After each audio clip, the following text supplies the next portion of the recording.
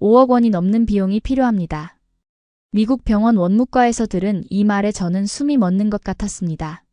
뇌졸중으로 쓰러진 아버지의 재활 치료비를 감당할 수 없었던 우리 가족은 파산 직전에 놓였습니다. 그때 문득 떠오른 생각, 한국이라면 어떨까? 의료봉사활동 중 만난 한국인 남편과 결혼해 5년간 살아온 저에게 한국은 두 번째 고향이었지만 부모님에게는 너무나 낯선 나라였습니다. 아버지를 그 먼 나라로 보낸다고? 어머니의 반대를 무릅쓰고 내린 용기 있는 선택이 기적 같은 회복으로 이어질 줄은 그 누구도 예상하지 못했습니다. 오늘 사연 시작 전 구독, 좋아요 꾹 눌러주시고 댓글로 응원 부탁드립니다. 안녕하세요. 저는 미국 미네소타 출신 간호사 에밀리입니다. 제가 오늘 여러분께 들려드릴 이야기는 저와 제 가족에게 일어난 기적 같은 경험입니다. 5년 전 저는 의료봉사활동을 통해 만난 한국인 남편과 결혼하여 한국에서 새로운 삶을 시작했습니다. 그리고 그 선택이 얼마나 큰 축복이 될지 그때는 전혀 알지 못했죠. 어느 평범한 가을 아침, 저는 평소처럼 출근 준비를 하고 있었습니다. 꽃무늬 커튼 사이로 들어오는 아침 햇살이 방 안을 따뜻하게 채우고 있었고 남편은 부엌에서 아침 식사를 준비하고 있었습니다. 그때 갑자기 울린 전화벨 소리가 제 인생을 완전히 바꿔놓을 줄은 몰랐습니다. 화면에 표시된 발신자는 어머니였습니다. 미국과 한국의 시차 때문에 어머니가 이 시간에 전화하는 것은 드문 일이었습니다. 불안한 마음으로 전화를 받자 전화기 너머로 들려온 어머니의 흐느끼는 목소리. 에밀리, 아버지가 쓰러지셨어. 병원에 계시는데? 상태가 좋지 않아. 그 순간 제 심장은 멈춘 듯 했습니다. 어머니의 떨리는 목소리로 전해 들은 소식은 충격적이었습니다. 아버지는 아침 정원 일을 하시다가 갑자기 쓰러지셨고 이웃의 빠른 신고로 구급차가 도착했지만 이미 심각한 상태였다고 했습니다. 의사들의 초기 진단은 뇌졸중이었습니다. 그것도 상당히 심각한 수준이었죠. 얼마나 심각한 거야? 제 목소리도 떨리고 있었습니다. 의사는 오른쪽 뇌에 큰 혈관이 막혔다고 했어. 응급수술은 했지만 회복이 쉽지 않을 거래. 에밀리, 난 너무 무서워. 그 말을 듣는 순간 저는 그 자리에 주저앉았습니다. 평생 건강하게 사셨던 아버지, 은퇴 후에도 매일 아침 조깅을 하고 정원 가꾸기를 즐기셨던 아버지가 갑자기 병상에 누워 계신다는 사실이 믿기지 않았습니다. 전화를 끊은 후 저는 즉시 항공권을 예약했습니다. 남편은 아무 말 없이 제 손을 꼭 잡아주었고 걱정하지 마. 내가 다 알아볼게. 넌 짐만 챙겨. 라고 말했습니다. 그의 따뜻한 지지가 없었다면 저는 그 순간을 견디지 못했을 것입니다. 다음 날 저는 미국행 비행기에 올랐습니다. 13시간의 비행 동안 제 머릿속은 온갖 걱정으로 가득 찼습니다. 아버지는 지금 어떤 상태일까? 후유증은 얼마나 심할까? 가족들은 이 상황을 어떻게 감당하고 있을까? 비행기가 미네아폴리스 공항에 도착했을 때 저는 이미 지쳐 있었지만 빠르게 수화물을 찾아 병원으로 직행했습니다. 병원 중환자실에 도착했을 때 제 눈앞에 펼쳐진 광경은 평생 잊지 못할 것입니다. 항상 강하고 활기찼던 아버지가 수많은 의료 장비에 둘러싸여 누워 계셨습니다. 오른쪽 신체는 전혀 움직이지 못하셨고 말씀도 제대로 하지 못하셨습니다. 얼굴의 오른쪽은 처져 있었고 눈빛은 혼란스러워 보였습니다. 어머니는 아버지의 침대 옆에 앉아 계셨고 저를 보자마자 일어나 저를 꼭 안아주셨습니다. 에밀리, 네가 와줘서 다행이야. 그 말과 함께 어머니는 또다시 눈물을 흘리기 시작했습니다. 담당 의사는 제게 아버지의 상태를 자세히 설명해 주었습니다. 중대뇌동맥 폐색으로 인한 뇌경색이었고 응급혈전 제거술을 시행했지만 이미 일부 뇌 조직에 손상이 발생했다고 했습니다. 언어 중추와 운동 중추가 영향을 받아 언어 장애와 오른쪽 편마비가 있으며 장기적인 재활 치료가 필요하다는 것이었습니다. 그러나 더 충격적인 소식은 그 다음이었습니다. 병원 원무과 직원이 우리를 사무실로 불러 치료비에 대한 이야기를 시작했습니다. 응급수술과 중환자실 입원비만 해도 10만 달러가 넘었고 앞으로의 재활치료와 입원 비용을 모두 합하면 약 50만 달러, 한국 돈으로 5억 원이 넘을 것이라는 예상이었습니다. 더 큰 문제는 아버지의 의료보험이 모든 비용을 커버하지 못한다는 사실이었습니다. 아버지는 은퇴 후 메디케어에 가입해 있었지만 많은 재활치료 항목과 장기 입원 비용은 보험 적용 범위를 벗어났습니다. 결국 우리 가족이 직접 부담해야 하는 금액이 약 30만 달러, 3억 원이 넘을 것으로 예상되었습니다. 이 소식을 듣고 우리 가족은 큰 충격에 빠졌습니다.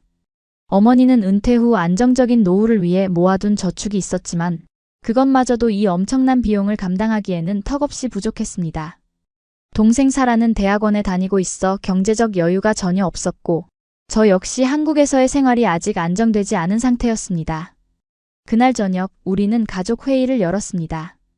병원 카페테리아에 모인 우리는 각자의 걱정과 두려움을 나누었습니다. 집을 팔아야 할 수도 있어 어머니가 떨리는 목소리로 말했습니다. 30년 넘게 살아온 집, 아버지가 직접 정원을 가꾸고 매 주말마다 손수수리하며 사랑을 쏟았던 그 집을 팔아야 할지도 모른다는 현실이 가슴 아팠습니다. 내가 학업을 중단하고 일자리를 찾을게요. 동생이 제안했습니다. 그녀는 심리학 박사 과정 중이었고 꿈을 위해 오랜 시간 준비해왔습니다. 그 꿈을 포기해야 한다는 것은 너무나 가혹한 일이었습니다. 우리는 밤늦게까지 여러 가지 방안을 논의했지만 어떤 결정도 내릴 수 없었습니다. 결국 그날은 각자의 걱정을 아는 채 병원을 떠났습니다. 다음 날 저는 아침 일찍 병원에 도착했습니다. 아버지는 일반 병실로 옮겨진 상태였고 물리치료사가 기본적인 평가를 진행하고 있었습니다. 치료사의 설명에 따르면 아버지는 최소 1년 이상의 집중적인 재활치료가 필요하며 그 이후에도 지속적인 관리가 필요하다고 했습니다.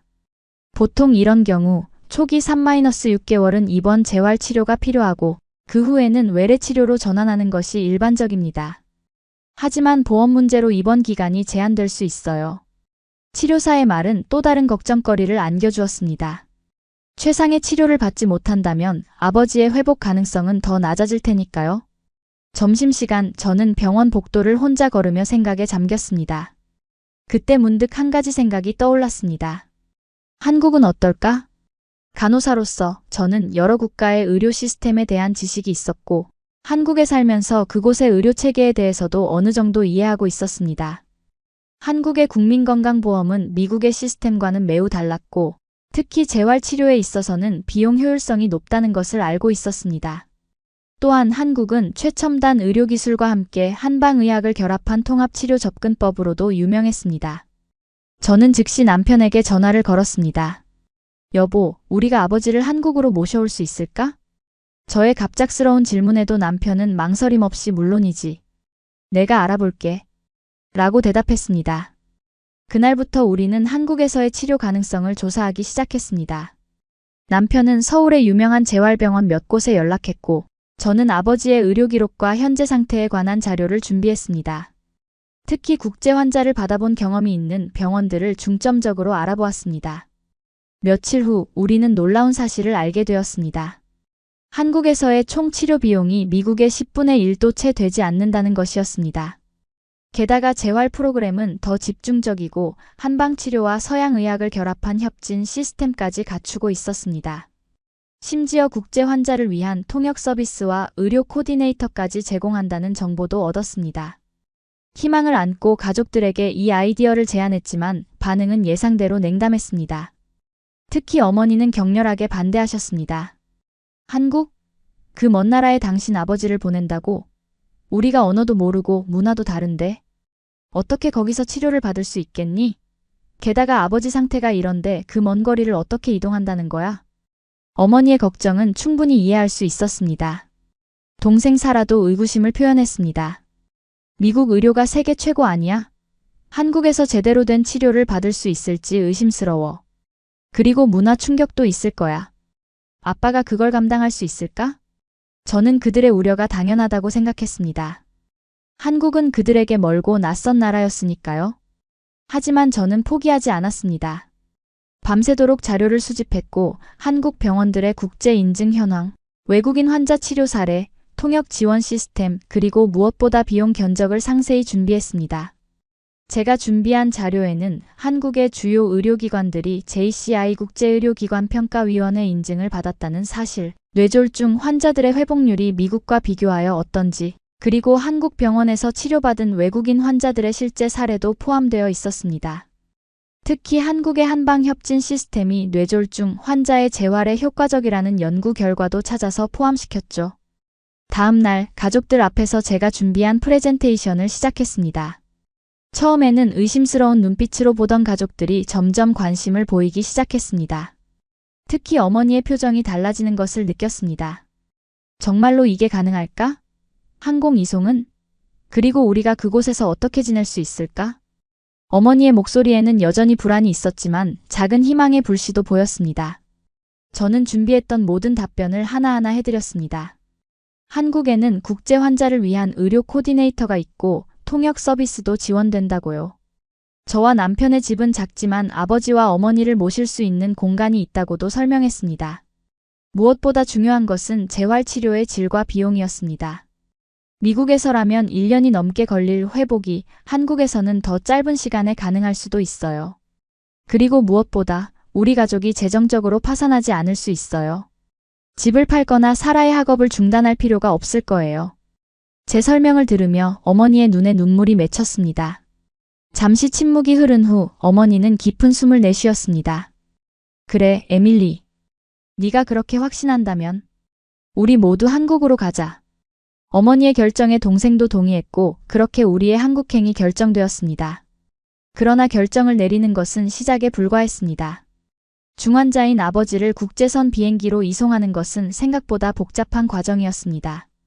우선 아버지의 상태가 항공 이송이 가능한지 의학적 평가가 필요했고 특수 의료 장비가 갖춰진 항공 앰뷸런스를 예약해야 했습니다.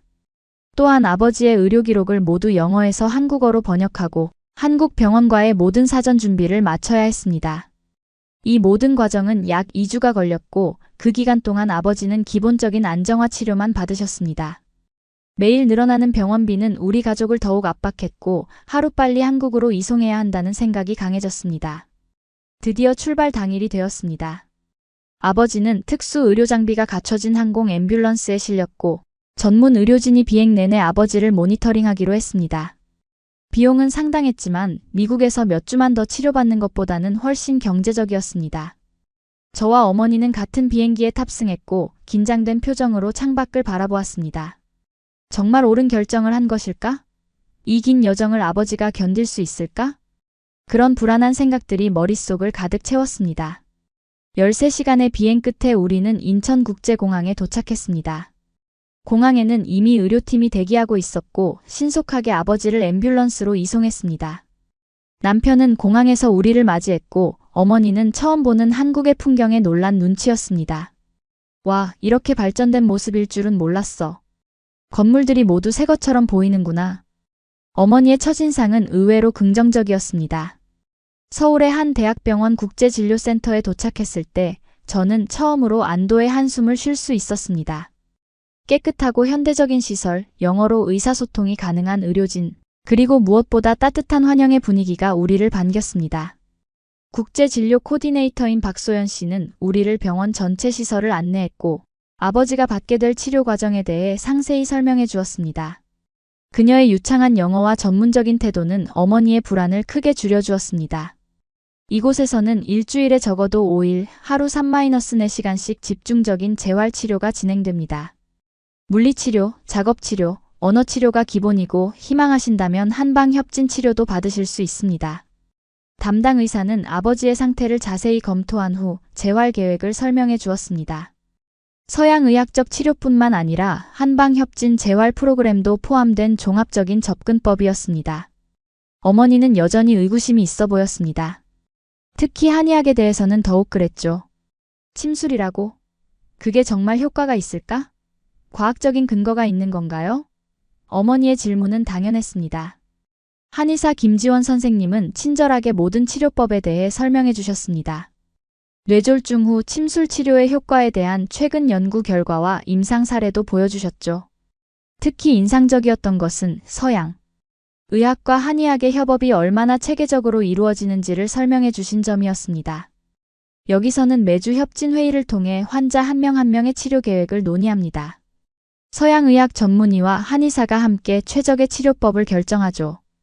저 역시 간호사로서 처음에는 한의학에 대해 회의적이었지만 한국에 살면서 그 효과를 직접 경험한 적이 있었기에 어머니를 안심시킬 수 있었습니다.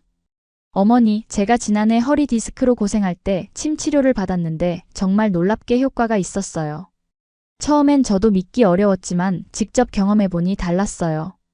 병실은 우리의 예상을 훨씬 뛰어넘었습니다.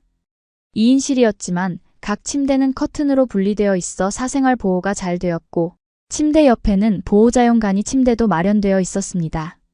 창문으로는 병원 정원이 내려다 보였고 실내는 깨끗하고 밝은 분위기였습니다. 미국 병원보다 더 좋은데 어머니의 놀란 표정이 인상적이었습니다. 다음 날부터 아버지의 치료가 시작되었습니다. 첫 주는 모두에게 적응하는 시간이었습니다. 아버지는 하루에 물리치료, 작업치료, 언어치료를 받으셨고 오후에는 침치료와 한약 복용이 더해졌습니다. 미국에서라면 일주일에 2~3번 정도 받았을 치료를 매일 집중적으로 받게 된 것이죠. 치료 과정은 생각보다 힘들었습니다. 아버지는 종종 좌절감을 표현하셨고 특히 언어 장애로 인해 의사소통이 어려울 때는 더욱 그러셨습니다. 하지만 의료진들은 항상 인내심을 갖고 대해주었고 작은 진전에도 큰 격려를 해주었습니다. 놀랍게도 일주일 만에 미세한 변화가 나타나기 시작했습니다. 아버지의 오른손 손가락이 조금씩 움직이기 시작한 것입니다. 담당 의사는 초기에 나타나는 좋은 징후라고 했지만 우리 가족에게는 그것이 희망의 시작이었습니다. 미국에서는 이런 변화가 언제쯤 있을 거라고 했지? 어머니가 물었습니다. 최소 한 달 이상은 지나야 한다고 했어요. 제가 대답했습니다. 이 작은 진전은 우리 가족에게 큰 희망을 주었습니다. 어머니는 매일 아침 일찍 일어나 병원 근처 공원에서 산책을 하기 시작했고 병원 카페테리아에서 한국 음식을 시도해보기도 했습니다. 처음에는 김치의 매운맛에 놀라셨지만 점차 적응하셨고 곧 된장찌개와 비빔밥 같은 음식을 즐기게 되셨습니다. 치료 2주 차에 접어들면서 아버지는 언어치료사의 도움으로 간단한 단어를 말하기 시작했습니다. yes, no 같은 기본적인 단어였지만 이것만으로도 의사소통이 훨씬 쉬워졌습니다. 또한 물리치료사의 지도 아래 오른팔을 약간 들어올리는 연습도 시작했습니다. 이 시기에 한 가지 흥미로운 일이 있었습니다. 병실 옆 침대에는 역시 뇌졸중으로 입원한 한국인 할아버지가 계셨는데 그분은 아버지와 비슷한 시기에 입원하셨지만 회복 속도가 더 빨랐습니다.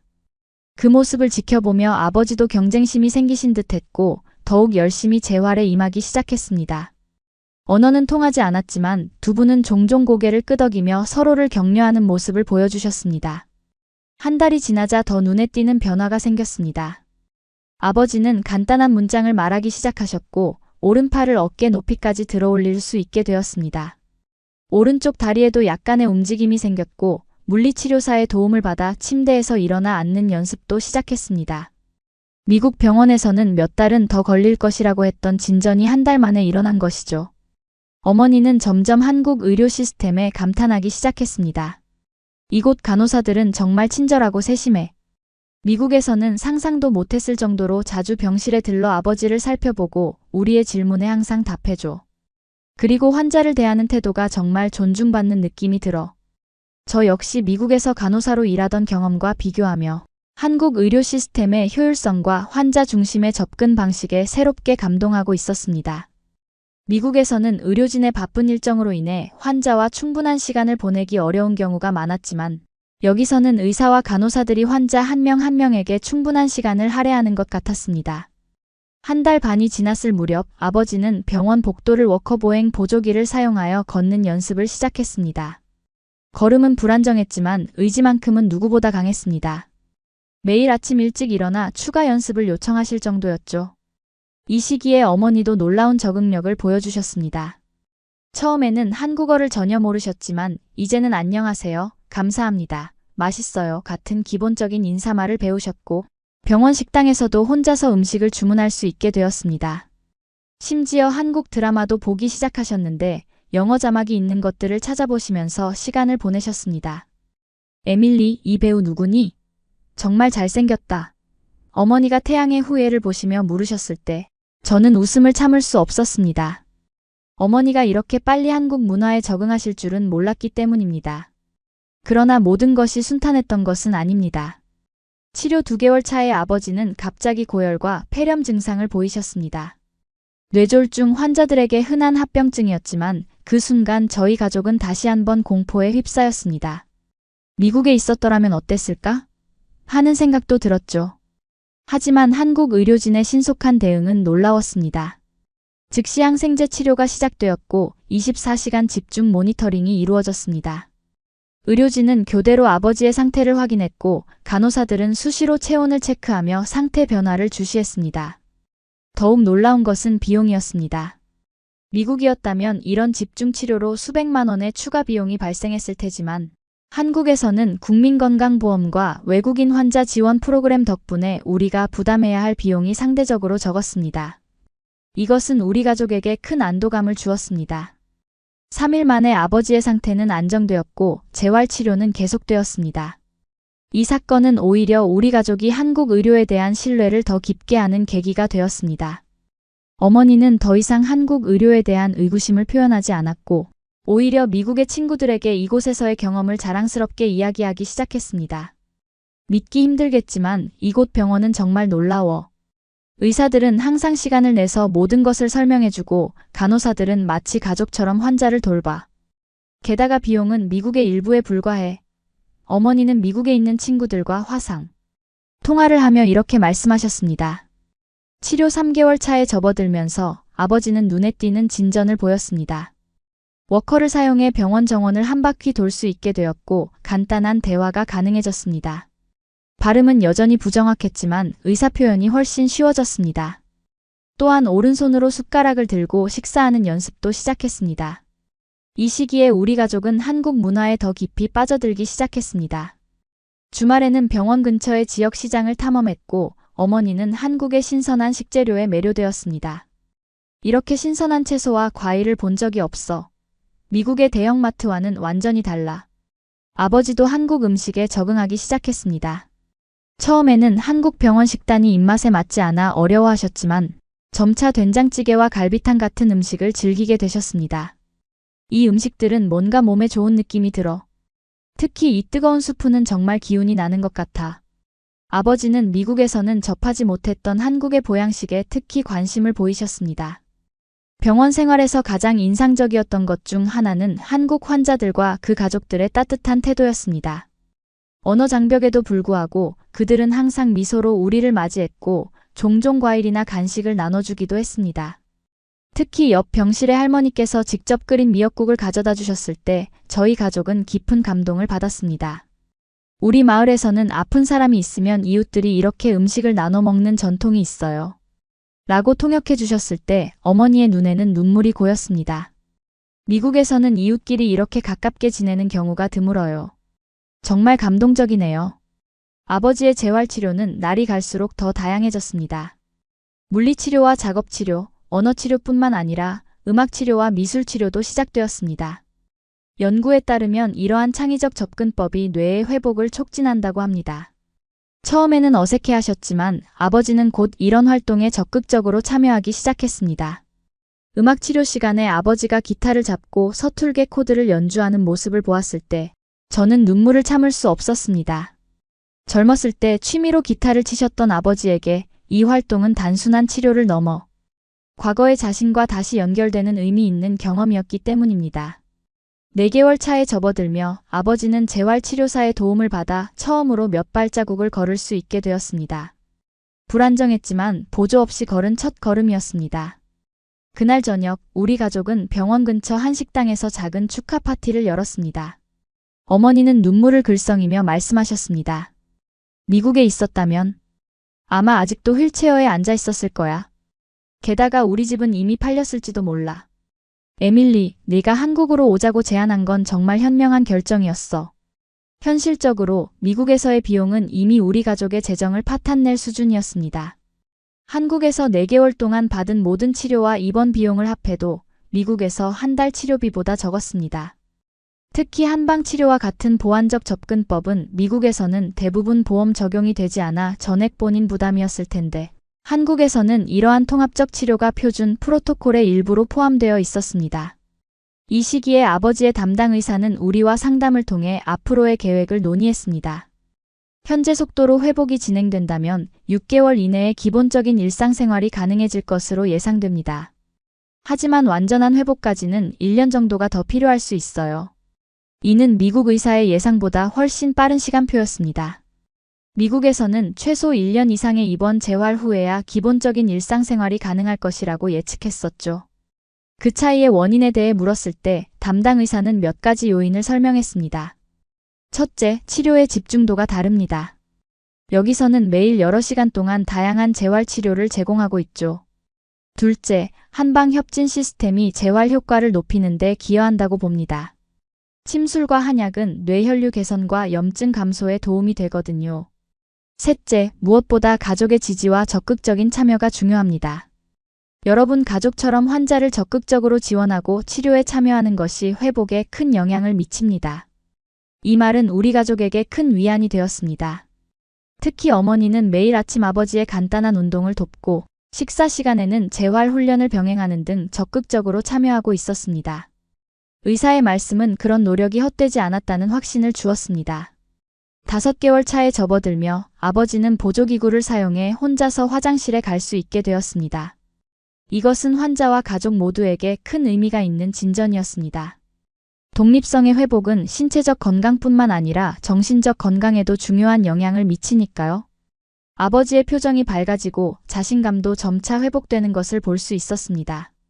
이 시기에 흥미로운 일이 있었습니다. 병원의 국제진료센터에서 우리 가족의 사례를 연구자료로 사용하고 싶다는 요청이 들어온 것입니다.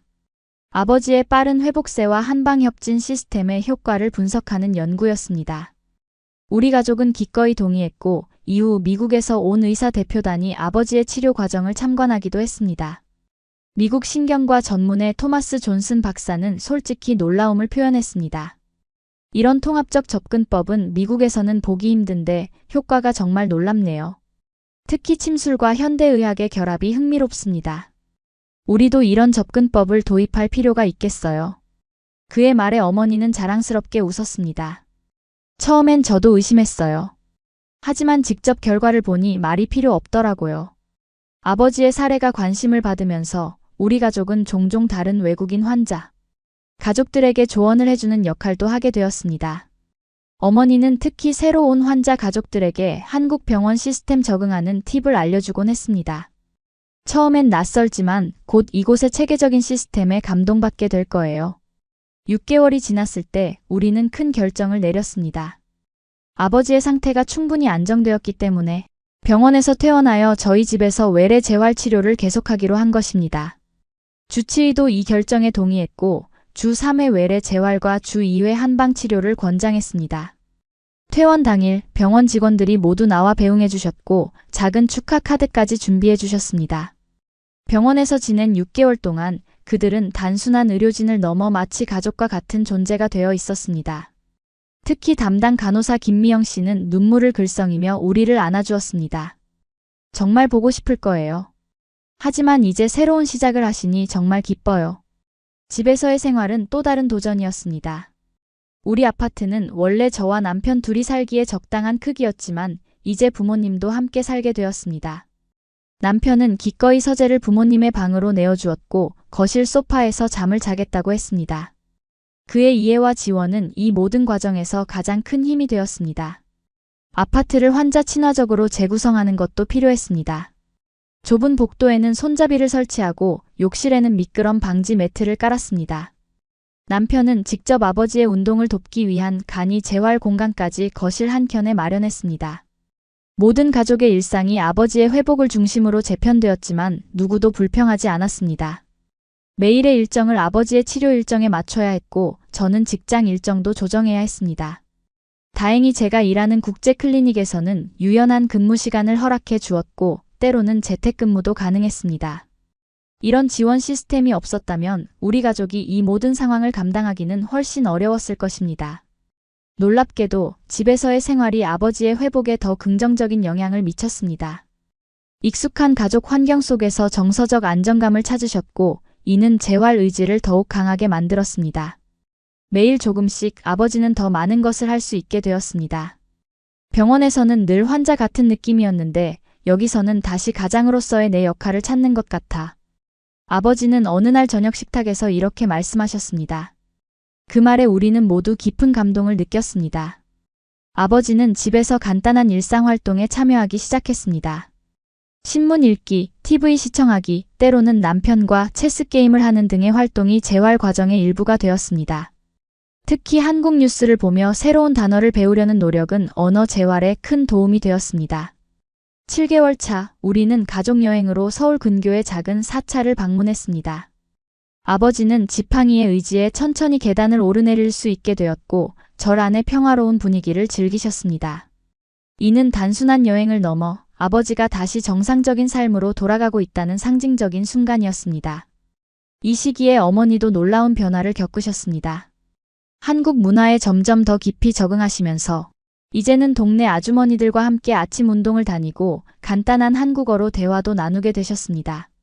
심지어 한국 드라마에 푹 빠져서 매일 밤 새로운 에피소드를 기다리게 되었습니다. 처음에는 한국에 대한 편견이 있었어. 하지만 이제는 이곳이 우리의 두 번째 고향처럼 느껴져. 어머니는 종종 이렇게 말씀하셨습니다. 8개월 차, 아버지는 지팡이만 짚고 동네 산책을 할 수 있게 되었습니다. 말솜씨도 거의 예전 수준으로 돌아왔죠. 특히 인상적인 것은 한국어 단어를 몇 개 배우셨다는 점이었습니다. 안녕하세요, 감사합니다와 같은 기본적인 인사말로 동네 주민들과 소통하시는 모습이 너무나 자랑스러웠습니다. 처음에는 이런 회복이 가능할 거라고 생각도 못했어. 아버지는 어느 날 산책 중에 말씀하셨습니다. 미국에서 의사들은 내가 평생 휠체어에 의존할 수도 있다고 했었는데 지금 내 모습을 보면 그들도 놀랄 거야. 이 시기에 미국에 있는 친구들과 친척들에게서 연락이 왔습니다. 아버지의 회복 소식을 듣고 모두 놀라워했고 몇몇은 직접 한국을 방문하고 싶다는 의사를 표현하기도 했습니다. 특히 아버지의 형제인 삼촌은 자신도 심장 질환으로 고생하고 있었는데 한국에서의 치료 가능성에 대해 진지하게 문의해 왔습니다. 9개월 차에 접어들면서 아버지의 주치의는 놀라운 소식을 전해주었습니다. 이제 조만간 미국으로 돌아가셔도 됩니다. 기본적인 일상생활은 거의 혼자 하실 수 있게 되셨어요. 그러나 우리 가족은 곧바로 돌아갈 생각이 없었습니다. 아버지의 상태가 안정되었다고 하더라도 한국에서의 정기적인 진료와 재활 프로그램이 여전히 중요하다고 느꼈기 때문입니다. 그리고 무엇보다 우리는 이미 한국에서의 생활에 익숙해져 있었습니다. 어머니는 이제 한국 음식을 직접 요리하기 시작했고 아버지는 동네 노인정에서 새로운 친구들과 바둑을 두기 시작했습니다. 언어가 완전히 통하지 않아도 게임을 통해 소통하는 모습이 인상적이었죠. 여기서의 삶이 좋아. 느긋하고 사람들은 친절하고 무엇보다 내 건강에 더 좋은 것 같아. 아버지의 말씀은 우리 가족의 생각을 대변했습니다. 10개월이 지났을 때 우리는 미국의 친척들에게 깜짝 영상통화를 걸었습니다. 카메라 앞에 선 아버지는 지팡이 없이 몇 걸음을 걸어 보이셨고 또렷한 목소리로 대화를 나누셨습니다. 화면 너머로 보이는 친척들의 놀란 표정은 지금도 잊을 수 없습니다. 기적이야, 정말 기적이야. 이모는 눈물을 흘리며 말했습니다. 그렇게 심각한 상태였는데 이제는 거의 정상으로 돌아온 것 같아. 그것은 기적이 아니었습니다. 한국의 의료 시스템, 헌신적인 의료진, 그리고 우리 가족의 노력이 만들어낸 결과였습니다. 미국에서라면 아마도 1년 이상 걸렸을 회복 과정이 한국에서는 10개월 만에 이루어진 것이죠. 그리고 비용 측면에서도 우리의 선택은 옳았습니다. 최종적으로 계산해보니 한국에서의 총 치료비 항공, 이송 비용 포함는 미국에서 예상되었던 비용의 약 10분의 1 수준이었습니다. 더 중요한 것은 집을 팔거나 동생의 학업을 포기할 필요가 없었다는 점입니다. 우리 가족은 재정적 위기를 피할 수 있었고 그것은 정서적으로도 큰 안정감을 주었습니다. 1년이 지난 시점 아버지는 거의 완전한 일상생활을 할 수 있게 되었습니다. 가끔 균형을 잡는 데 어려움이 있으셨지만 지팡이 없이도 걸을 수 있었고 인지 기능도 대부분 회복되었습니다. 담당 의사는 아버지의 사례를 놀라운 회복이라고 표현했습니다. 제가 20년 이상 뇌졸중 환자를 진료해왔지만 이렇게 완벽한 회복 사례는 드뭅니다. 특히 처음 상태를 고려하면 더욱 놀랍습니다. 협진 시스템의 효과를 보여주는 좋은 사례라고 생각합니다. 이 시점에서 우리는 중요한 가족 회의를 했습니다. 미국으로 돌아갈 것인가, 아니면 한국에 계속 머물 것인가? 놀랍게도 부모님 모두 한국에 더 오래 머물고 싶다고 하셨습니다. 미국의 집은 이미 임대를 주고 있었고 그곳에 돌아가더라도 의료 시스템에 대한 걱정이 여전히 있었습니다. 나는 여기서의 생활이 좋아. 병원도 가깝고 사람들도 친절해. 미국에 돌아가면 의료비가 또 걱정이야. 라고 아버지가 말씀하셨습니다. 어머니도 동의하셨습니다. 처음엔 이곳이 너무 낯설었는데 이제는 정이 들었어. 그리고 여기 의료 시스템이 당신에게 정말 좋다는 것을 우리 모두 알잖아. 에밀리네 가족과 가까이 지낼 수 있다는 것도 큰 장점이고. 그렇게 우리는 부모님의 장기 체류를 결정했습니다. 저와 남편은 더 큰 집으로 이사를 했고 부모님이 편안하게 지내실 수 있는 공간을 마련했습니다. 3베드룸 아파트로 이사함으로써 우리 모두가 개인 공간을 가질 수 있게 되었고 가족 공동생활도 더욱 편안해졌습니다. 아버지는 이제 주 2회 재활 클리닉을 방문하고 근처 한의원에서도 정기적으로 치료를 받고 계십니다. 어머니는 동네 문화센터에서 한국어 수업을 듣기 시작하셨고 이웃 할머니들과 함께 요리 모임도 참여하게 되었습니다. 미국에 있는 친척들과 친구들은 처음에는 우리의 결정을 이해하지 못했습니다. 그렇게 먼 곳에서 어떻게 살 수 있니? 너희 진짜 삶은 여전히 미국에 있잖아. 하지만 점차 그들도 우리의 경험을 통해 한국의 의료 시스템과 생활 방식에 관심을 갖게 되었습니다. 몇몇은 심지어 건강검진을 위해 한국을 방문하기도 했습니다. 아버지의 형제인 토마스 삼촌은 심장 질환으로 고생하다가 결국 한국을 방문해 검사를 받기로 결정했습니다. 그는 2주 동안 서울에 머물며 종합 건강검진과 전문의 상담을 받았고 그 경험에 깊은 인상을 받았습니다. 내가 미국에서 받은 모든 검사보다 더 철저하고 정확했어. 게다가 비용은 절반도 안 되었지. 의사들은 시간을 내어 모든 결과를 설명해 주었고 내 질문에 친절하게 답해 주었어. 이런 경험은 처음이야. 그는 귀국 전에 이렇게 말했습니다. 어느 날 아버지가 병원 정기검진을 마치고 오신 후 깊은 생각에 잠겨 계셨습니다.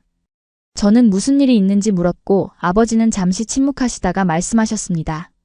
내가 만약 한국에 오지 않았다면 지금 어떤 모습일지 생각해봤어.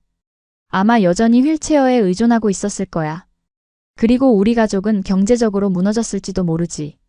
하지만 네가 용기를 내서 우리를 이곳으로 데려온 덕분에 나는 다시 걸을 수 있게 되었고 우리 가족은 더 가까워졌어. 아버지의 말씀에 저는 눈물을 참을 수 없었습니다. 처음에는 단지 의료비를 절약하기 위한 선택이었지만 그것은 우리 가족 전체의 삶을 바꾸는 결정이 되었습니다. 아버지, 그때 결정이 쉽지 않았어요. 모두가 반대했고 저도 정말 두려웠거든요. 하지만 지금 생각하면 그것은 제가 한 가장 옳은 결정 중 하나였던 것 같아요. 아버지의 회복 이후 1년이 더 지났습니다. 이제 아버지는 완전히 독립적인 생활을 할 수 있게 되었고 심지어 동네 노인회에서 영어를 가르치는 자원봉사까지 시작하셨습니다. 처음에는 단순한 회화 수업으로 시작했지만 곧 인기가 높아져 매주 2번 정기 수업으로 발전했습니다. 내 인생의 새로운 챕터가 시작된 것 같아. 은퇴 후에는 이런 일을 하게 될 줄 몰랐지. 아버지는 수업을 준비하며 행복한 표정으로 말씀하셨습니다. 어머니는 동네 시장에서 한국 음식 재료를 사오는 것을 즐기시며 한국 요리 실력이 점점 늘고 계십니다. 이제는 김치찌개와 된장찌개를 직접 만들 수 있게 되셨고 심지어 한국 이웃들에게 자신의 요리를 대접하기도 하십니다. 특히 자신만의 퓨전 요리를 개발하시는데 미국식 재료와 한국식 조리법을 결합한 독특한 요리들이 이웃들 사이에서 인기를 끌고 있습니다. 이번 주에는 김치 맥앤치즈를 만들어 봤는데 생각보다 맛있더라고. 어머니의 요리 실험은 계속되고 있습니다. 한국에서의 경험은 저에게도 큰 변화를 가져왔습니다. 제가 간호사로서 갖고 있던 서구 중심의 의료관이 크게 확장되었습니다. 이제 저는 통합의학의 가능성과 환자 중심 접근법의 중요성을 더 깊이 이해하게 되었습니다. 직장에서도 변화가 있었습니다.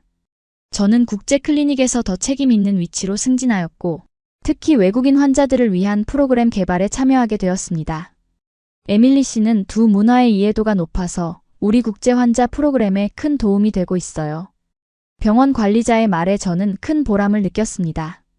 저는 현재 한국과 미국의 의료 시스템을 연결하는 국제 의료 코디네이터로 일하기 시작했고 다른 외국인 환자들이 한국에서 적절한 치료를 받을 수 있도록 돕고 있습니다. 특히 뇌졸중, 심장질환, 암 같은 심각한 질병을 가진 환자들이 한국의 의료 시스템을 통해 효과적인 치료를 받을 수 있도록 가이드하는 역할을 맡게 되었습니다. 남편도 이런 변화에 적극적으로 동참했습니다. 그는 국제 환자를 위한 의료 통역 자격증을 취득하고 주말에는 병원에서 자원봉사를 하기 시작했습니다. 그의 영어와 한국어 실력, 그리고 문화적 이해도는 많은 외국인 환자들에게 큰 도움이 되었습니다. 당신이 없었다면 이 모든 일이 가능하지 않았을 거야. 당신의 지지와 이해가 우리 가족을 여기까지 오게 했어. 어느 날 저녁 저는 남편에게 이렇게 말했습니다. 무엇보다 기쁜 것은 우리의 경험이 다른 사람들에게도 희망이 되고 있다는 점입니다. 아버지의 사례는 의료 관련 학술지에도 소개되었고 미국의 뇌졸중 환자 커뮤니티에서도 관심을 받게 되었습니다. 심지어 미국의 한 의료보험사에서는 특정 치료를 위한 해외 의료 옵션을 검토하기 시작했다고 합니다. 귀하의 아버지 사례는 국제의료 협력의 가능성을 보여주는 중요한 예시입니다. 저희는 이러한 성공 사례를 바탕으로 의료보험 정책을 재검토하고 있습니다. 한 미국 보험사 담당자의 이메일은 우리의 경험이 단순한 개인적 성공을 넘어 시스템적 변화의 가능성을 내포하고 있음을 보여주었습니다. 한국에서의 2년, 우리 가족은 단순히 의료 서비스를 받은 것이 아니라 새로운 문화와 가치를 배웠습니다. 공동체 정신, 이웃 간의 유대감, 그리고 환자를 단순한 의료 소비자가 아닌 존중받는 인간으로 대하는 접근 방식이 깊은 인상을 남겼습니다. 어느 날 저녁, 우리 가족은 집 근처 한강공원에서 산책을 하고 있었습니다. 아버지는 더 이상 지팡이가 필요 없었고 어머니는 한국 할머니들과 광장 댄스를 배우고 있었습니다. 그 순간 저는 문득 깨달았습니다. 우리가 겪은 어려움이 결국에는 우리에게 더 큰 행복을 가져다 주었다는 것을. 한국에서의 삶이 좋으신가요? 저는 아버지에게 물었습니다. 아버지는 잠시 주변을 둘러보시더니 미소 지으셨습니다. 처음에는 한국이 그저 치료를 위한 장소였어. 하지만 이제는 우리의 두 번째 고향이야. 네가 우리를 이곳으로 데려온 것은 내 인생에서 가장 큰 축복 중 하나였어. 그날 밤 저는 일기장에 이렇게 적었습니다. 때로는 인생에서 가장 어려운 결정이 가장 현명한 결정이 될 수 있다. 우리 가족은 위기 속에서 용기를 내어 낯선 길을 선택했고 그 결과 우리는 단순히 건강을 회복한 것이 아니라 새로운 삶의 방식을 발견했다. 한국은 이제 우리에게 단순한 치료의 장소가 아니라 제2의 고향이 되었다. 시간이 흐르면서 우리 가족은 한국과 미국 사이의 가교 역할을 하게 되었습니다. 미국의 친척들과 친구들은 건강 문제가 있을 때마다 우리에게 자문을 구했고 한국에서의 의료 서비스에 대해 문의해 왔습니다. 몇몇은 정기검진을 위해 한국을 방문하기도 했고 일부는 심각한 건강 문제로 한국에서 치료를 받기도 했습니다. 특히 인상적이었던 사례는 어머니의 친구 마사의 경우였습니다. 그녀는 유방암 진단을 받은 후 미국에서 치료를 받으려면 너무 많은 비용이 들고 보험 적용도 제한적이라는 사실에 좌절했습니다. 우리의 경험을 들은 그녀는 한국에서의 치료를 고려하기 시작했고 결국 서울의 암센터에서 성공적인 수술과 치료를 받았습니다. 미국이었다면 파산했을 거예요. 하지만 여기서는 최상의 치료를 받으면서도 재정적으로 감당할 수 있었어요. 정말 감사해요, 에밀리. 그녀의 감사 인사는 저에게 큰 보람을 느끼게 했습니다.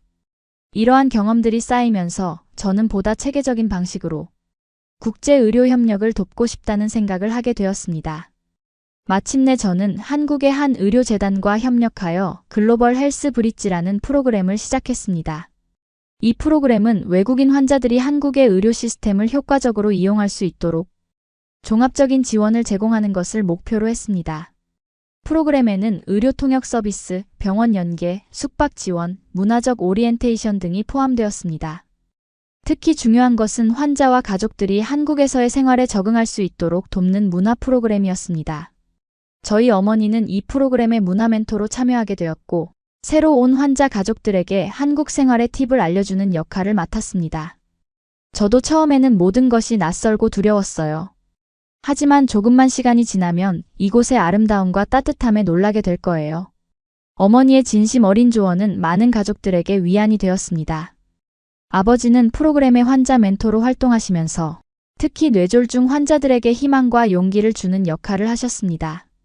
본인의 회복 경험을 나누고 재활 과정에서의 팁을 공유하며 무엇보다 포기하지 말라는 메시지를 전하셨습니다.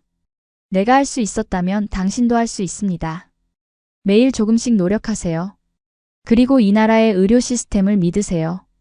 아버지의 말씀은 많은 환자들에게 강한 동기부여가 되었습니다.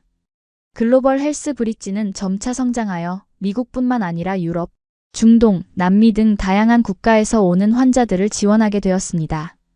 각 지역별로 특화된 프로그램을 개발하고 해당 국가의 문화적 특성을 고려한 맞춤형 서비스를 제공했습니다.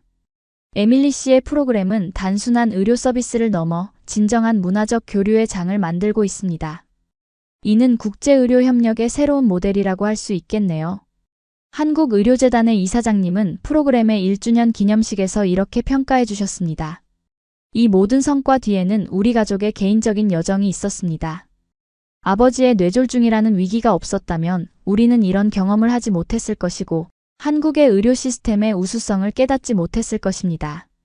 그리고 무엇보다 서로 다른 문화가 어떻게 조화를 이루며 더 나은 삶을 만들어갈 수 있는지 경험하지 못했을 것입니다. 아버지의 회복 3주년을 맞아 우리는 특별한 기념 행사를 계획했습니다. 아버지를 처음 치료해주신 병원의 의료진들과 함께하는 작은 파티였습니다. 그곳에는 담당 의사, 간호사, 물리치료사, 한의사 등 아버지의 회복에 기여한 모든 분들이 초대되었습니다. 파티 중간에 아버지는 짧은 연설을 하셨습니다. 제가 이렇게 서 있을 수 있는 것은 여러분 덕분입니다. 처음 이곳에 왔을 때 저는 말도 제대로 할 수 없었고 몸의 절반은 움직일 수 없었습니다. 하지만 여러분의 헌신적인 치료와 돌봄 덕분에 저는 두 번째 인생을 살게 되었습니다. 그리고 더 나아가 우리 가족은 한국이라는 아름다운 나라에서 새로운 삶을 시작하게 되었습니다. 이 모든 것에 감사드립니다. 아버지의 말씀에 모두가 감동했고 담당 의사는 이렇게 답했습니다. 사실 환자분의 회복은 의료진의 노력만으로는 불가능합니다. 환자 본인의 의지와 가족의 지지가 가장 중요하죠. 당신과 가족분들이 보여주신 용기와 결단력이 이 성공적인 회복의 진정한 원동력이었습니다. 그날 밤 집으로 돌아오는 길에 어머니가 문득 말씀하셨습니다. 이상하게 들릴지 모르겠지만 아버지의 뇌졸중이 우리 가족에게 축복이 된 것 같아. 물론 그 고통과 두려움은 다시 경험하고 싶지 않지만 그로 인해 우리가 얻은 것들을 생각하면 우리 삶이 완전히 바뀌었어. 그 말에 깊이 공감했습니다. 위기는 종종 우리를 예상치 못한 길로 인도하고 때로는 그 길이 더 나은 방향일 수 있다는 것을 깨달았습니다. 우리 가족의 경우 아버지의 건강 위기가 결과적으로 더 풍요롭고 의미 있는 삶으로 이어졌습니다.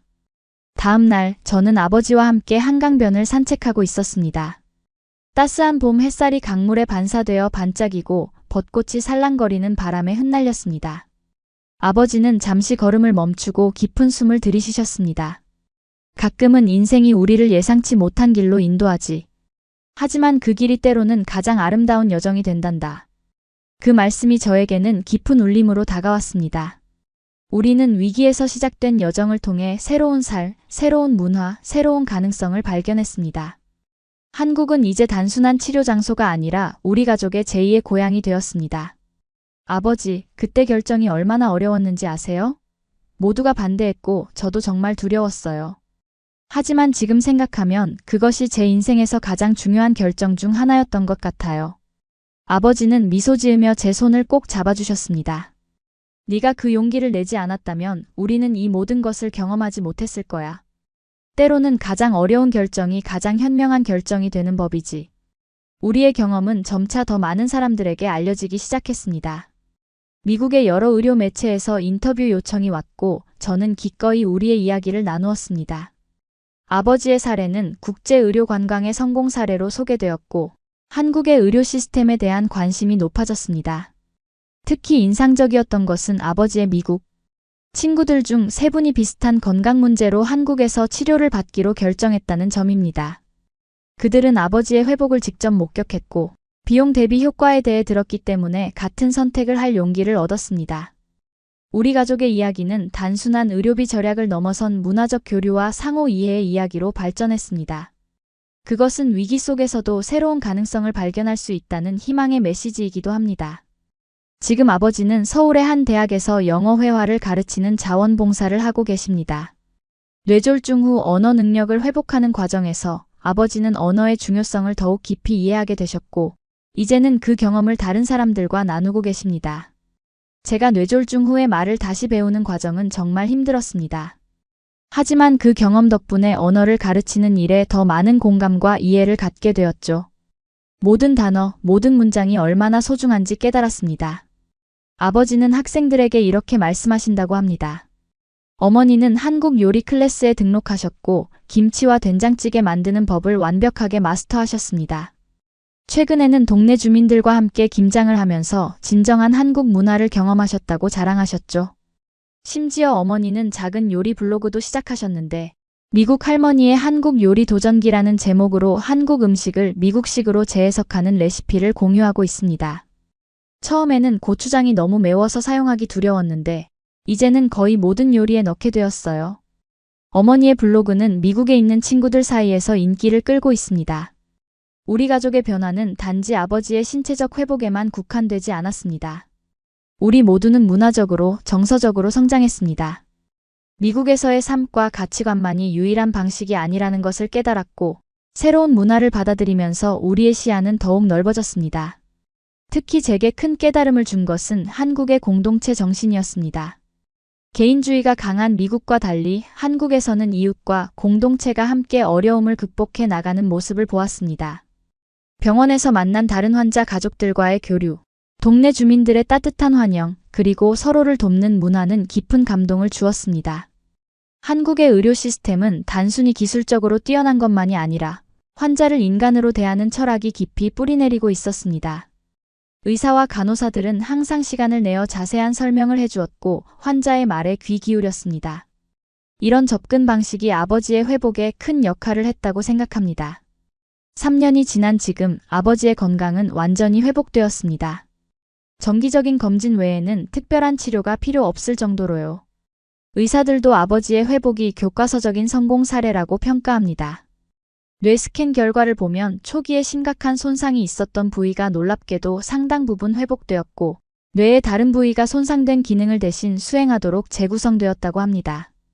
의료진들은 이를 뇌의 놀라운 가소성이라고 설명하며 아버지의 사례를 의대 학생들에게 교육자료로 사용하고 있습니다. 우리 가족은 이제 한국과 미국을 오가며 생활할 계획을 세우고 있습니다. 완전히 한국에 정착하기보다는 양국의 장점을 모두 누리는 삶을 꿈꾸고 있습니다. 아버지는 이제 나는 두 나라의 시민이야. 두 문화의 좋은 점을 모두 경험할 수 있다는 건 축복이지. 라고 말씀하십니다. 미국의 집은 현재 임대 중이지만 1년에 두세 달은 그곳에서 지내며 친구들과 가족들을 만나고 그리운 미국의 음식과 문화를 즐기려고 합니다. 나머지 시간은 한국에서 보내며 의료 혜택과 삶의 질을 누리려 합니다. 이런 방식의 삶은 우리 가족에게 최적의 선택처럼 느껴집니다. 제 동생 사라도 최근 한국에 와서 몇 개월 동안 머물렀습니다. 처음에는 단순한 방문이었지만 그녀 역시 한국 문화와 의료 시스템에 깊은 인상을 받았습니다.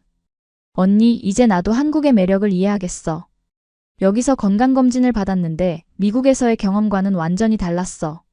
사라는 심리학 박사 학위를 마친 후 한국의 한 대학에서 교환 교수 제안을 받았고 이를 진지하게 고려하고 있습니다. 그녀가 한국에서 일정 기간을 보낸다면 우리 가족은 더욱 자주 함께할 수 있을 것입니다. 이는 어머니에게 특히 큰 기쁨이 될 것입니다. 내 인생의 이 시기에 두 자녀와 가까이 지낼 수 있다는 건 정말 행복한 일이야. 한국이 우리 가족을 다시 모이게 해주었어. 어머니는 사라의 방문 동안 이렇게 말씀하셨습니다. 최근에는 우리 이야기가 한국의 한 TV 다큐멘터리에서 다뤄지기도 했습니다. 의료 한류 세계인을 치유하는 한국의학이라는 주제의 프로그램에서 우리 가족의 경험이 중점적으로 소개되었습니다. 촬영 과정에서 아버지는 처음 한국에 도착했을 때와 현재의 모습을 비교하며 감회를 나누셨습니다. 처음에는 한국이라는 나라가 낯설고 두려웠어요. 하지만 지금 생각해보면 그것은 제 인생에서 가장 행운이었던 결정이었습니다. 저는 단순히 몸이 회복된 것이 아니라 삶의 새로운 의미와 가능성을 발견했습니다. 다큐멘터리는 국내외에서 큰 관심을 받았고 우리에게 예상치 못한 영향을 가져왔습니다. 전 세계에서 비슷한 상황에 처한 환자와 가족들로부터 문의가 쇄도했고 저는 그들의 질문에 최대한 성실히 답변하려고 노력했습니다. 어떻게 그런 큰 결정을 내릴 수 있었나요? 한국 의료 시스템의 장단점은 무엇인가요? 문화적 적응이 어렵지 않았나요? 등의 질문이 가장 많았습니다. 제 답변은 항상 솔직했습니다. 물론 쉬운 결정은 아니었어요. 많은 두려움과 불확실성이 있었고 가족들의 반대도 있었습니다. 하지만 위기 상황에서는 때로 과감한 결정이 필요합니다. 그리고 우리는 철저한 조사와 준비를 통해 그 결정에 확신을 가졌습니다. 문화적 적응은 도전이었지만 한국 사람들의 따뜻한 환영과 지원 덕분에 생각보다 수월했습니다. 한 가지 특별했던 경험은 미국의 의료 관련 컨퍼런스에 초청받아 연사로 참여했던 일입니다. 국제의료협력의 미래라는 주제로 열린 이 컨퍼런스에서 저는 우리 가족의 이야기와 한국 의료 시스템의 장점을 소개했습니다. 특히 비용 효율성, 통합 의료 접근법, 환자 중심 케어에 대해 중점적으로 이야기했습니다. 미국의 의료 시스템은 많은 장점이 있지만 다른 나라의 성공적인 모델에서 배울 점도 많습니다. 한국의 경우 효율적인 국민건강보험 시스템과 전통의학과 현대의학의 조화, 그리고 무엇보다 환자를 인간적으로 대하는 접근 방식이 인상적입니다. 제 발표는 많은 의료 전문가들의 관심을 끌었고 활발한 토론으로 이어졌습니다. 컨퍼런스 후 한 미국 의료기관의 이사가 접근해 왔습니다. 에밀리 씨의 이야기는 매우 영감적이었습니다. 우리도 국제의료협력 프로그램을 시작하려고 하는데 조언을 구할 수 있을까요? 이것이 제가 미국과 한국의 의료 기관 간의 협력 프로젝트에 컨설턴트로 참여하게 된 계기가 되었습니다.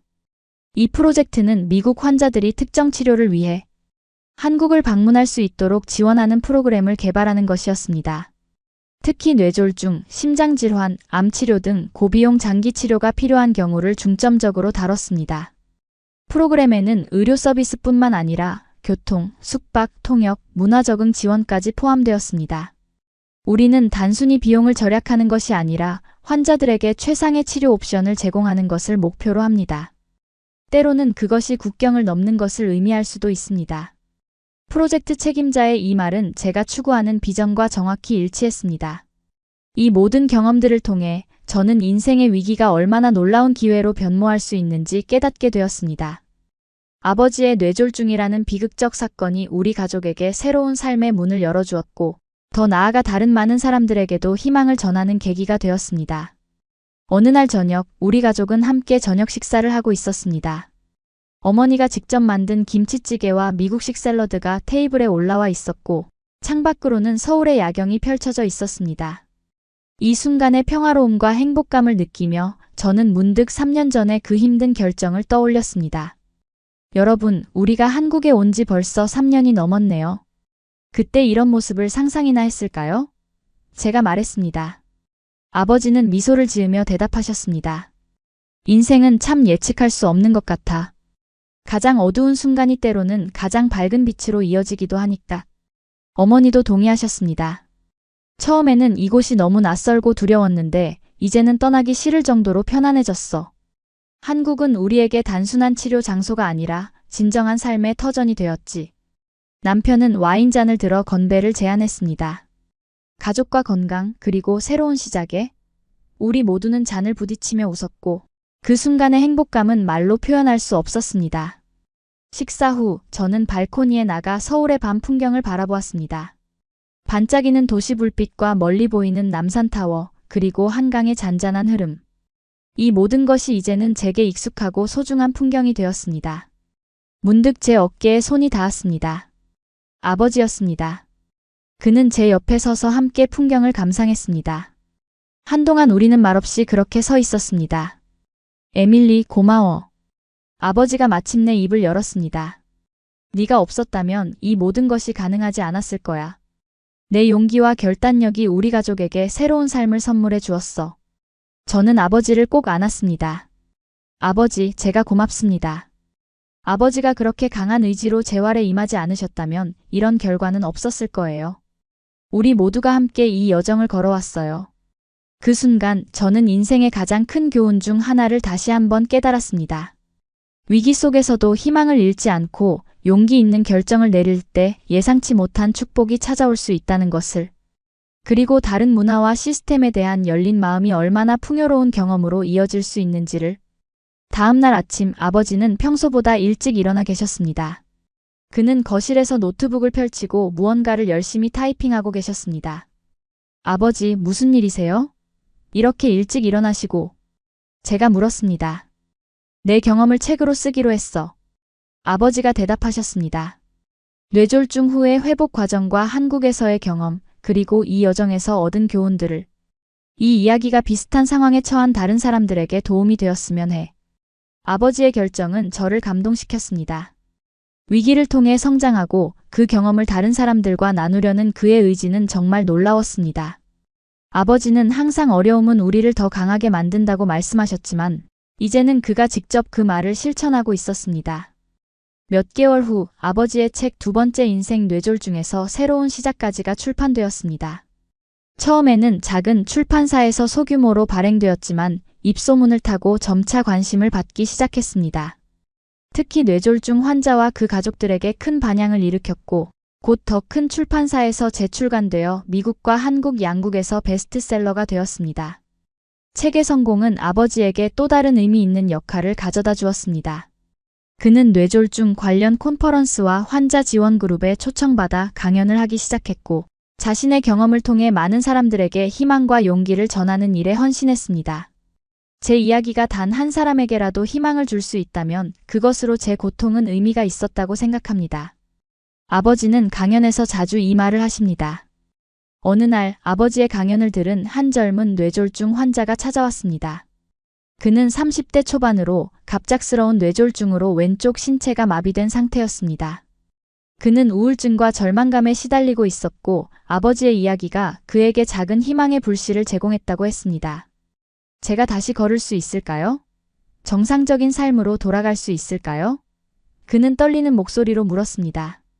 아버지는 그의 손을 꼭 잡고 말씀하셨습니다. 물론입니다. 회복의 여정은 길고 어려울 수 있지만 포기하지 않는다면 놀라운 결과를 얻을 수 있습니다. 내일 당신이 조금이라도 더 나아질 것이라고 믿으세요. 그리고 그 믿음을 행동으로 옮기세요. 이후 그 젊은이는 아버지의 조언을 따라 열심히 재활에 임했고 1년 후에는 걷는 것뿐만 아니라 가벼운 조깅까지 할 수 있게 되었습니다. 그는 아버지에게 감사의 편지를 보내왔고 자신도 이제 다른 환자들을 돕는 일을 시작했다고 했습니다. 이런 일들이 쌓이면서 아버지는 세컨드 라이프 재단이라는 비영리 단체를 설립하게 되었습니다. 이 재단은 뇌졸중 환자와 그 가족들에게 정보, 정서적 지원, 그리고 필요한 경우 한국에서의 치료 옵션에 대한 안내를 제공하는 것을 목표로 했습니다. 저와 남편, 어머니 모두 이 재단의 활동에 적극적으로 참여하게 되었고 이는 우리 가족에게 또 다른 보람 있는 경험이 되었습니다. 우리의 고통이 다른 사람들의 희망이 될 수 있다면 그것이야말로 진정한 치유의 의미가 아닐까? 재단 창립 기념식에서 아버지는 이렇게 말씀하셨습니다. 세컨드 라이프 재단은 빠르게 성장하여 미국과 한국뿐만 아니라 전 세계의 환자들에게 도움을 제공하게 되었습니다. 특히 의료 서비스에 대한 접근이 제한적인 국가의 환자들을 위한 지원 프로그램도 개발했습니다. 이는 우리 가족의 경험이 생각지도 못한 방식으로 세상에 긍정적인 영향을 미치게 된 놀라운 사례였습니다. 4년이 지난 지금 우리 가족의 삶은 상상할 수 없을 정도로 변화했습니다. 아버지는 건강을 완전히 회복했을 뿐만 아니라 많은 사람들에게 영감을 주는 인물이 되었습니다. 어머니는 한국 문화에 완전히 적응하여 지역사회 활동에 적극적으로 참여하고 있으며 한국어도 기초적인 대화가 가능할 정도로 익히셨습니다. 저는 국제의료협력 분야에서 전문가로 인정받게 되었고 여러 국가의 의료기관과 협력하여 환자 중심의 글로벌 의료 서비스 모델을 개발하는 일에 참여하고 있습니다. 남편은 의료통역 분야에서 뛰어난 활동을 인정받아 국제의료통역사 협회의 이사로 선출되었습니다. 동생 사라는 결국 한국의 대학에서 교환교수 제안을 수락했고 현재 서울에서 1년간의 강의를 진행 중입니다. 그녀도 한국의 매력에 점점 빠져들고 있으며 계약 기간 이후에도 한국에 남을 가능성을 고려하고 있습니다. 우리 가족의 이야기는 위기 속에서 희망을 발견하고 용기 있는 결정을 통해 새로운 가능성을 열어간 여정입니다. 아버지의 뇌졸중이라는 비극적 사건이 결과적으로 우리 모두에게 더 풍요롭고 의미 있는 삶을 가져다 주었다는 사실은 놀랍고도 감사한 일입니다. 한국은 이제 우리 가족에게 단순한 치료의 장소가 아닌 제2의 고향이자 새로운 시작의 터전이 되었습니다. 우리는 이곳에서 의료 시스템의 우수성뿐만 아니라 따뜻한 인간관계와 공동체 정신, 그리고 서로 다른 문화가 어떻게 조화롭게 공존할 수 있는지를 배웠습니다. 우리의 경험이 다른 이들에게도 영감이 되고 위기 상황에서도 희망을 잃지 않는 용기를 전할 수 있기를 바랍니다. 때로는 가장 어두운 순간이 우리를 가장 밝은 빛으로 인도할 수 있다는 것을 기억하세요. 그리고 무엇보다 다른 문화와 시스템에 대한 열린 마음을 가질 때 우리는 생각지도 못한 가능성과 기회를 발견할 수 있습니다. 한국의 의료 시스템은 우리 가족에게 단순한 치료를 넘어 새로운 삶을 선물해 주었습니다. 그것은 효율적이고 포용적이며 환자를 인간으로서 존중하는 접근 방식으로 전 세계 많은 나라들이 배울 점이 있는 모델이라고 생각합니다. 우리 가족의 이야기는 아직 진행 중입니다. 우리는 여전히 매일 새로운 것을 배우고 성장하고 있습니다. 그리고 이 여정에서 경험한 모든 것들을 다른 사람들과 나누며 그들의 삶에도 작은 변화와 희망을 전할 수 있기를 바랍니다. 어느 날 아침 아버지와 함께 남산 산책로를 걷고 있을 때 아버지는 문득 발걸음을 멈추고 서울 전경을 바라보셨습니다. 아침 햇살에 반짝이는 도시의 모습은 정말 아름다웠습니다. 에밀리, 인생은 정말 신비롭지 않니? 내가 쓰러졌을 때는 모든 것이 끝난 것 같았어. 하지만 지금 생각해보면 그것은 단지 새로운 시작이었을 뿐이야. 때로는 우리 인생에서 가장 큰 도전이 가장 큰 축복으로 이어지기도 하는 것 같아. 아버지의 말씀은 깊은 지혜를 담고 있었습니다. 우리가 직면하는 위기와 도전은 종종 우리를 성장시키고 새로운 가능성으로 인도하는 기회가 됩니다. 중요한 것은 그 과정에서 희망을 잃지 않고 용기 있게 앞으로 나아가는 것입니다. 저는 아버지의 손을 꼭 잡고 함께 서울의 아름다운 전경을 바라보았습니다. 그 순간 저는 깊은 감사함을 느꼈습니다. 아버지의 건강이 회복된 것에 대한 감사함, 우리 가족이 더 가까워진 것에 대한 감사함, 그리고 한국이라는 나라가 우리에게 보여준 모든 것에 대한 감사함. 이것이 우리 가족의 이야기입니다. 위기에서 시작된 여정이 어떻게 희망과 새로운 가능성으로 변모했는지에 대한 이야기. 그리고 다른 문화를 받아들이고 새로운 시작을 향해 용기 있게 나아갈 때 우리 삶이 얼마나 풍요로워질 수 있는지를 보여주는 이야기입니다. 이 영상을 보시는 여러분 중에서도 지금 인생의 어려운 순간을 겪고 계신 분들이 있을 것입니다. 그분들에게 말씀드리고 싶습니다. 희망을 잃지 마세요. 때로는 가장 어두운 순간이 가장 밝은 빛으로 이어질 수 있습니다. 그리고 다른 가능성과 선택지에 마음을 열어보세요. 여러분의 인생을 바꿀 기회가 예상치 못한 곳에서 찾아올 수도 있습니다. 한국은 우리 가족에게 단순한 치료 장소가 아니라 새로운 삶의 시작점이 되었습니다. 세계적 수준의 의료기술과 인간적인 돌봄, 그리고 효율적인 의료 시스템이 결합된 이곳에서 우리는 단순히 건강을 넘어 새로운 인생의 의미를 발견했습니다. 여러분의 삶에도 비슷한 순간이 찾아올 수 있습니다. 그때 두려움보다는 가능성을, 편견보다는 열린 마음을 가지시길 바랍니다. 그리고 기억하세요. 가장 어려운 결정이 때로는 가장 현명한 선택이 될 수 있다는 것을. 우리 가족의 이야기가 여러분에게 작은 희망과 용기를 드릴 수 있기를 진심으로 바랍니다. 감사합니다. 이 영상이 마음에 드셨다면 좋아요와 구독 부탁드립니다. 여러분의 경험이나 생각도 댓글로 남겨주세요. 혹시 비슷한 경험이 있으신가요? 또는 한국의 의료 시스템에 대해 궁금한 점이 있으신가요? 여러분의 이야기가 또 다른 누군가에게 힘이 될 수 있습니다. 다음 영상에서 또 만나요.